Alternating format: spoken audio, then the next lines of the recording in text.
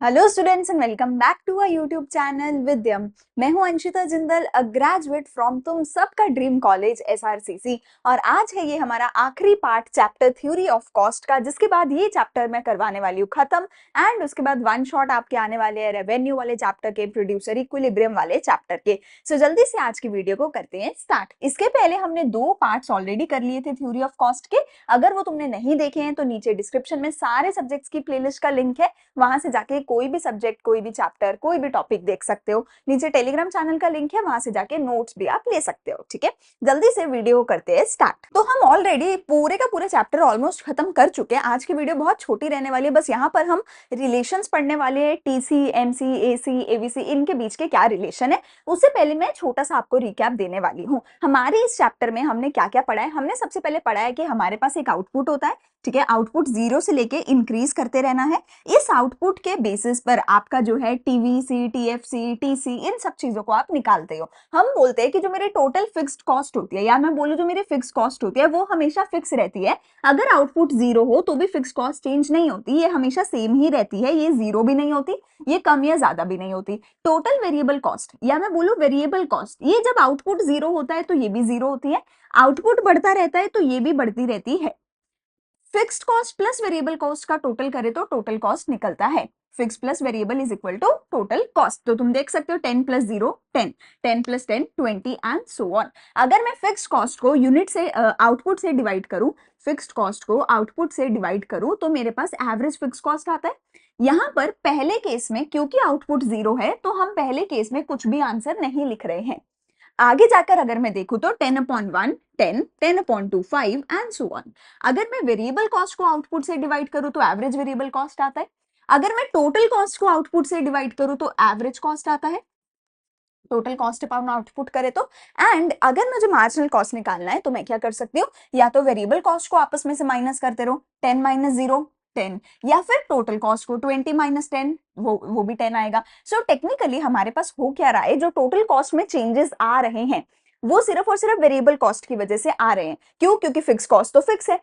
तो अगर total cost 8 unit से बढ़ रही है, सॉरी वेरिएबल कॉस्ट 8 यूनिट से बढ़ रही है, तो टोटल कॉस्ट भी 8 यूनिट से बढ़ रही है।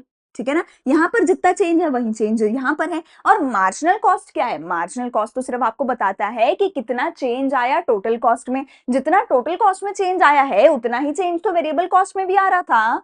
तो इसीलिए चाहे मैं इसका माइनस करके एमसी निकालू, चाहे इसका माइनस करके एमसी निकालू, आंसर तो सेम ही आएगा। तो मार्जिनल कॉस्ट तुम यहाँ पर देख सकते हो ऐसे आ रही है।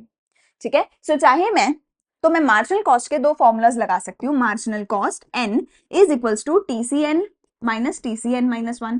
ये जो पहले करते थे एमपी के लिए, एमयू के लिए। एक और फॉर्मूला लगा सकती हूँ एमसी के लिए मैं, वो क्या, TVC n minus TVC n minus 1। तो मैं चाहे तो वेरिएबल कॉस्ट को माइनस कर करके निकालू, या टोटल कॉस्ट को माइनस कर करके निकालू, एमसी निकाल सकती हूँ। पर यहाँ पर एक एक्सेप्शन भी है। हमारे पास यहाँ पर एक चीज है कि मार्जिनल कॉस्ट का अगर मैं सम करूं, मार्जिनल कॉस्ट का अगर मैं सम करूं, तो मेरे पास टोटल कॉस्ट निकल के नहीं आता। मेरे पास क्या निकल के आता है? वेरिएबल कॉस्ट निकल के आता है। ठीक है, मैंने क्या बोला, वीसी को एक में से एक माइनस करो तो एमसी आ जाएगा। टीसी को भी एक से एक माइनस करेंगे तो भी एमसी आ जाएगा। पर अगर मैं सारे एमसी को प्लस करती चली जाऊंगी तो टीसी नहीं वीसी निकल के आएगा।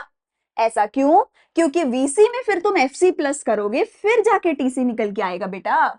वीसी में फिर तुम एफसी प्लस करना पड़ेगा ना, फिर जाके टीसी आएगा। So the sum of marginal cost is equal to the variable cost, not equal to the total cost. ठीक है, जीरो लेवल ऑफ आउटपुट पे टीसी टीएफसी दोनों बराबर होते हैं और दोनों ही जीरो नहीं हो सकते। पर फर्स्ट लेवल ऑफ आउटपुट पे एमसी, टीवीसी, एवीसी ये सारे बराबर होते हैं, जो कि तुम यहाँ पे देख सकते हो।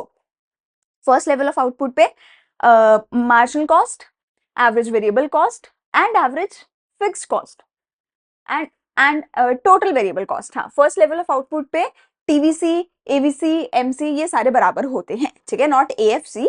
फर्स्ट लेवल ऑफ आउटपुट पे एमसी, टीवीसी, एवीसी बराबर होते हैं। ठीक है, जीरो लेवल ऑफ आउटपुट पे टीसी और एफसी बराबर होते हैं और जीरो नहीं होते हैं। पर जीरो लेवल ऑफ आउटपुट पे जो वेरिएबल कॉस्ट है वो क्या होता है? जीरो होता है।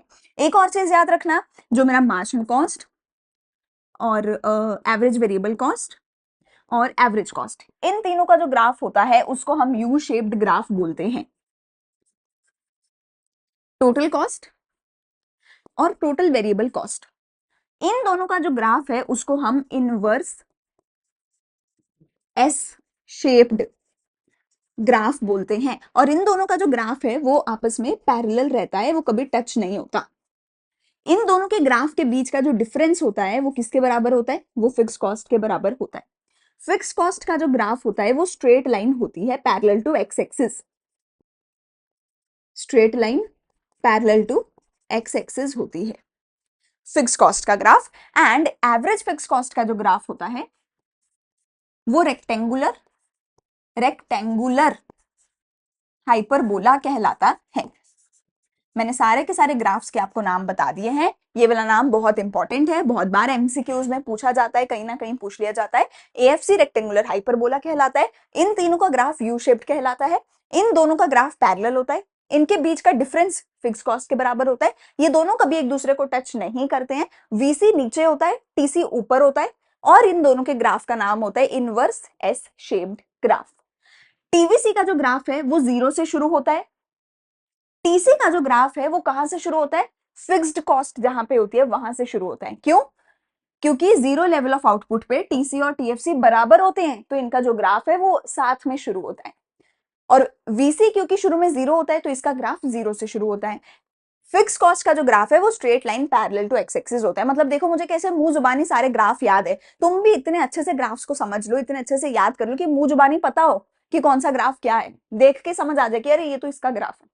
ठीक है, आगे मेरे पास कुछ न्यूमेरिकल्स हैं जो कि मैं अभी तुम्हें नहीं करवा रही हूँ, ये तुम कर सकते हो। वही सिंपली जैसे मैंने बताया कि टीसी जो है वो टीएफसी और टीवीसी का प्लस होता है। ठीक है, टीवीसी को माइनस कर करके या टीसी को माइनस कर करके एमसी निकाल सकते हो। वही सेम चीजें हैं। जैसे कि तुम यहाँ पे देखो, जब मेरा आउटपुट 0 है तो उसमें वीसी तो 0 होगा और ये दोनों बराबर होंगे तो ये भी 120 होगा। तो अगर ये 120 है तो ये सब में ही 120 होगा। तो इन सब में से 120 माइनस करो तो वीसी आ जाएगा। ठीक है, ये माइनस किया तो 30, फिर आगे 60, 80। ठीक है, अब इनके बीच का डिफरेंस देख लो, इनके बीच का डिफरेंस 30-30 है तो ये 30-30 आ जाएगा। ठीक है, सो टेक्निकली वही जो फॉर्मुलाज मैंने बताए हैं उसी से तुम ये सारे न्यूमेरिकल्स कर सकते हो। ठीक है, चले हमारा जो मेन टॉपिक था रिलेशन निकालना था वो निकालते हैं अब हम। तो अब देखते हैं रिलेशनशिप अलग अलग टाइप ऑफ कॉस्ट के बीच का। ठीक है, सबसे पहले मेरे पास आएगा relation between MC and AC, फिर हम करेंगे relation between MC and AVC जो कि बिल्कुल सेम है। इनके बीच जो रिलेशन है सेम टू सेम रिलेशन इन दोनों के बीच में है। पहले मैं थोड़ा सा एक्सप्लेन कर देती हूँ फिर आगे हम देखेंगे। ठीक है, देखो मान लो मेरे पास दो बच्चे हैं, उन दोनों बच्चों के बीच में रेस हो रही है। एक बच्चा है ए, एक बच्चा है बी। इन दोनों के बीच में रेस हो रही है, दोनों को आगे की तरफ भागना है। लेकिन मैंने ए को आगे खड़ा किया था, बी को बहुत पीछे खड़ा किया था। तो ऑब्वियस सी बात है शुरू में क्या होगा, ए आगे रहेगा, बी उससे पीछे रहेगा। ए आगे रहेगा, बी उससे पीछे रहेगा। इन दोनों बच्चों में रेस हो रही है, पर ए को मैंने आगे से रेस शुरू करवाई, बी की रेस पीछे से शुरू हुई। तो ऑब्वियस सी बात है शुरू में क्या होगा, बी पीछे रह जाएगा ए से। पर जो बी है ना, बी की जो स्पीड है, बी की स्पीड बहुत फास्ट है।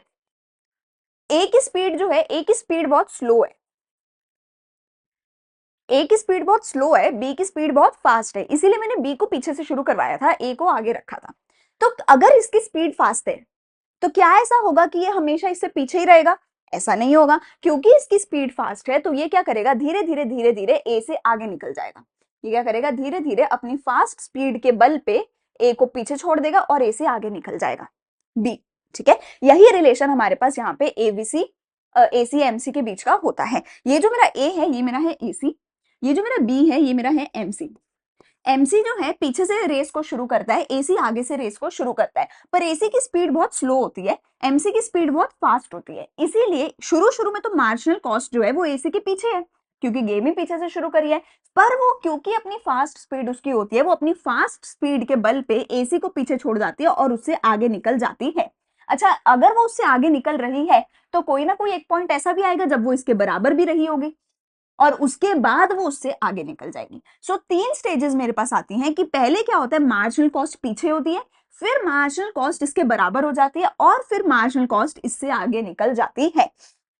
यही चीज हम यहाँ पे दिखा रहे हैं। ये येलो वाली मार्जिनल कॉस्ट है और रेड वाली मेरी एवरेज कॉस्ट है। येलो वाली मार्जिनल कॉस्ट है, रेड वाली एवरेज कॉस्ट है। मार्जिनल कॉस्ट को मैंने नीचे से शुरू करवाया, एवरेज कॉस्ट बहुत ऊपर से आ रही थी। एवरेज कॉस्ट बहुत ऊपर है, एवरेज कॉस्ट हमेशा मार्जिनल कॉस्ट से आगे है। मार्जिनल कॉस्ट बेचारी नीचे है, एवरेज कॉस्ट बेचारी ऊपर है, आसमान में उड़ रही है। पर क्योंकि एवरेज कॉस्ट की स्पीड स्लो थी, मार्जिनल कॉस्ट की स्पीड ज्यादा थी, इसीलिए इसीलिए एक पॉइंट ऐसा आया जब मार्जिनल कॉस्ट और एवरेज कॉस्ट बराबर हो जाती है। मार्जिनल कॉस्ट भागती भागती भागती भागती इसके बराबर हो गई, इसको टच कर गई, इसको मिल गई, और भागती भागती भागती भागती इससे भी ऊपर निकल गई, और अब हमेशा मार्जिनल कॉस्ट आगे रहेगी एवरेज कॉस्ट से।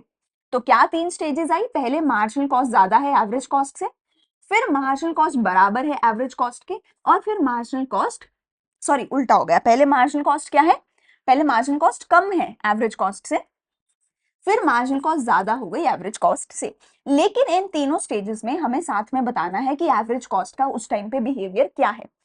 पहले स्टेज में एवरेज कॉस्ट गिर रही होती है, कैन यू सी, जब तक टच नहीं हुआ तब तक एवरेज कॉस्ट गिर ही रही है, तब तक एवरेज कॉस्ट ने उठा देखा ही नहीं कि उठते कैसे हैं भैया, ऊपर को जाते कैसे हैं। जब तक ये टच नहीं हो गया तब तक मार्जिनल कॉस्ट तब तक एवरेज कॉस्ट गिर ही रही है। मार्जिनल कॉस्ट तो देखो गिर भी चुकी, मिनिमम पे भी आ चुकी और ऊपर भी उठ गई, पर जब तक ये टच नहीं हुए, जब तक ये वाली स्टेज नहीं आई, तब तक एवरेज कॉस्ट तो गिर ही रही है, तब तक एवरेज कॉस्ट उठी ही नहीं। सो एज लॉन्ग एज, जब तक एवरेज कॉस्ट ऊपर है मार्जिनल कॉस्ट नीचे है, तब तक एवरेज कॉस्ट गिर ही रही है। फिर जब ये दोनों टच होते हैं उस टाइम पे एवरेज कॉस्ट जो है वो अपने मिनिमम पे होती है।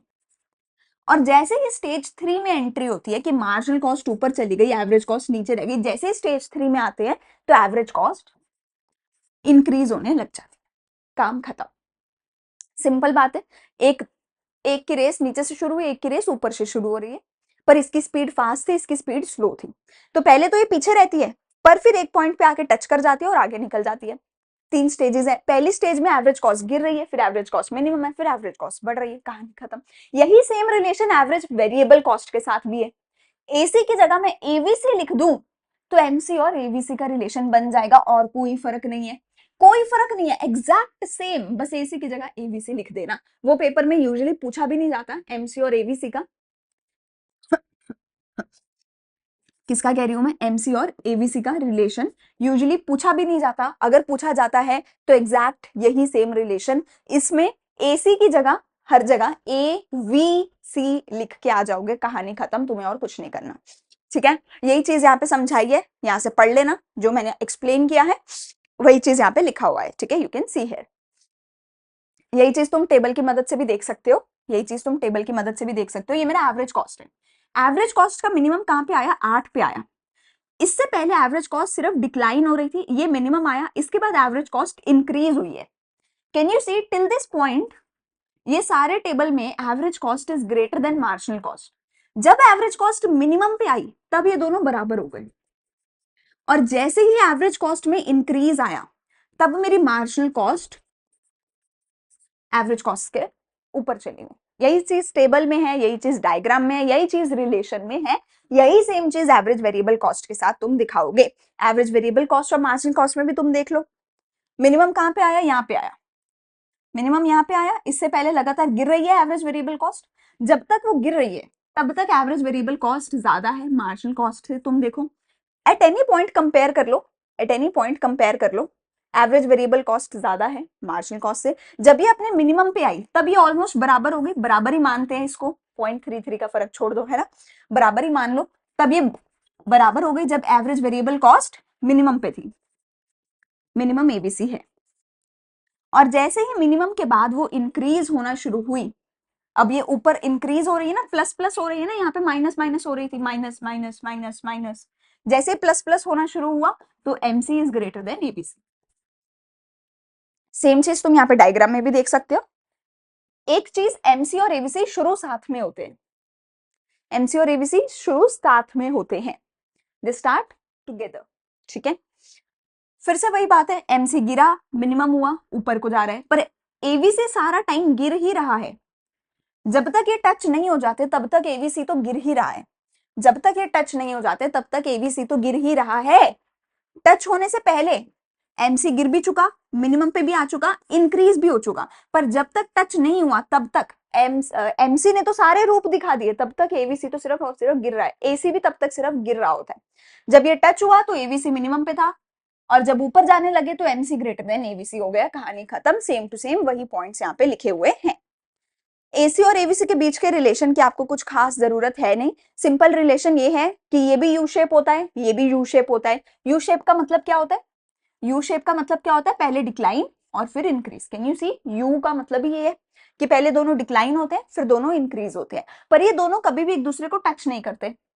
ये दोनों कभी भी एक दूसरे को टच नहीं करते। क्यों? AC is equals to AVC plus AFC। अगर ये एक दूसरे को टच कर गए, मतलब अगर ये दोनों एक दूसरे के बराबर हो गए, उसका मतलब होगा कि AFC जीरो है, और AFC कभी जीरो नहीं हो सकता। AFC कभी जीरो नहीं हो सकता, इसलिए ये दोनों कभी बराबर नहीं हो सकते। पर AFC जो है बेटा जी, वो लगातार डिक्रीज ही होता रहता है, कभी इंक्रीज नहीं होता, कभी कुछ नहीं होता। AFC बहुत ऊपर से आता है और बस लगातार डिक्रीज होता रहता है, होता रहता है, होता रहता है, ना तो जीरो होता है, ना ही बढ़ता है, ना ही नेगेटिव, कुछ नहीं, बस गिरता रहता है। इसी वजह से इन दोनों के बीच का जो डिफरेंस है वो भी लगातार गिरता रहता है। कैन यू सी कितना बड़ा डिफरेंस है इन दोनों के बीच में? छोटा हो गया डिफरेंस, और छोटा और छोटा और छोटा, डिफरेंस इन दोनों के बीच का घटता ही जा रहा है, पर कभी टच नहीं करेंगे क्योंकि AFC कभी जीरो नहीं होगा। AFC के ग्राफ को क्या बोला जाता है, जरा मेरे को कमेंट सेक्शन में बताना, ठीक है? हाँ, ये भी इंपॉर्टेंट पॉइंट है कि बेटा जो AVC का मिनिमम पॉइंट है वो पहले आ जाता है समवेयर ओवर हियर, AC का मिनिमम पॉइंट एक स्टेप बाद में आता है। मतलब अगर AVC का मिनिमम पॉइंट यूनिट 6 पे है तो AC का मिनिमम पॉइंट यूनिट 7 पे आएगा। ऐसा क्यों होता है? क्योंकि जो मार्जिनल कॉस्ट का ग्राफ है, अगली स्लाइड में देखिए कहीं पे हम, ये देखो ऐसा क्यों होता है? क्योंकि जो मार्जिनल कॉस्ट का ग्राफ है ना, मार्जिनल कॉस्ट का ग्राफ इन दोनों को इनके मिनिमम पे कट करता है। इसको भी मिनिमम पे कट करता है, इसको भी मिनिमम पे कट करता है। पहले किसको मिनिमम पे कट कर रहा है? पहले किसको कट कर रहा है? कट कर रहा है मतलब पहले किसको मिल रहा है? टच कर रहा है, पहले AVC को टच कर रहा है, तो इसका मतलब AVC का मिनिमम पहले आना चाहिए, फिर मार्जिनल कॉस्ट ऊपर की तरफ जाता है और AC को भी मिनिमम पे ही कट करता है। तो यानी कि भैया AC का मिनिमम पॉइंट थोड़ा सा बाद में आएगा, थोड़ा सा बाद में आएगा, ताकि मार्जिनल कॉस्ट ऊपर की तरफ बढ़ के उसको जाके कट कर सके। So if you can see, AVC का मिनिमम पॉइंट अराउंड 6 पे है, AC का मिनिमम पॉइंट अराउंड 7 पे है, ठीक है? सो AVC का मिनिमम पहले आ जाता है, AC का मिनिमम बाद में आता है, ठीक है? चले चले चले आगे चले। MC और TC का रिलेशन देखे तो, MC और TC का रिलेशन देखे तो, TC का इफ यू रिमेंबर, TC का बिहेवियर क्या होता है? TC का बिहेवियर क्या होता था? Increase at diminishing rate, increase at increasing rate, if I am not wrong यही होता है। Increase increase increase decrease decrease, हाँ ठीक है, इसका यही होता है, increase at diminishing rate, increase at increasing rate. मैंने तुम्हें पहले भी बताया है, अगर तुमने ये लेक्चर मेरा पिछले वाला नहीं देखा है तो प्लीज देख लेना।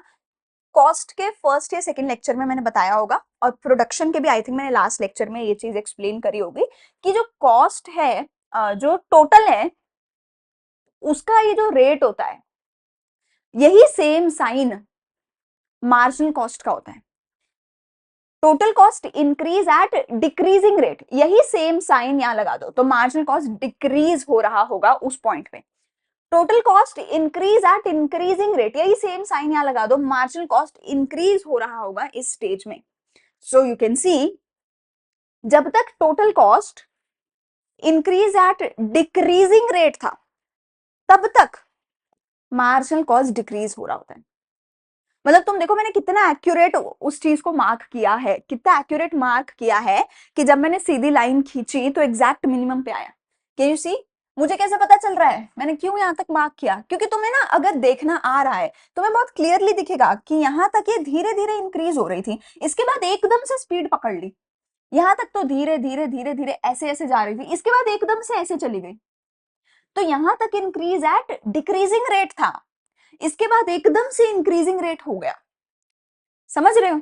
स्लोप चेंज हो रहा है एकदम से स्लोप चेंज हो रहा है टोटल कॉस्ट का स्लोप एकदम से चेंज हो रहा है।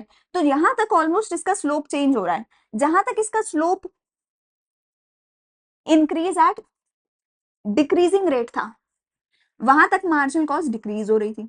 जैसे ही स्लोप चेंज हुआ और इंक्रीज एट इंक्रीजिंग रेट हुआ तो मार्जिनल कॉस्ट इंक्रीज होने लगा। खत्म। टीसी और एमसी का रिलेशन हो गया, 2 स्टेजेस हैं। ठीक है, चले आगे। फिर एक ही डायग्राम में सब कुछ हमने दिखाया हुआ है, एक ही डायग्राम में सब कुछ दिखाया हुआ है। Average fix cost rectangular hyperbola है, ऊपर से आती है, गिरती चली जाती है, कभी इंक्रीज नहीं होगी। एएफसी को कभी भी ऐसे मत दिखा के आना, कभी ऊपर की तरफ मत लेके जाना, कभी ऊपर की तरफ मत लेके जाना, और कभी नीचे एक्स एक्सिस को टच भी मत करवाना। एसी का ग्राफ है, एवीसी का ग्राफ है, उसके नीचे मार्जिनल कॉस्ट का ग्राफ है। पहले इसको मिनिमम पे टच किया, फिर एसी को मिनिमम पे टच किया। हो गया सारे ग्राफ एक साथ।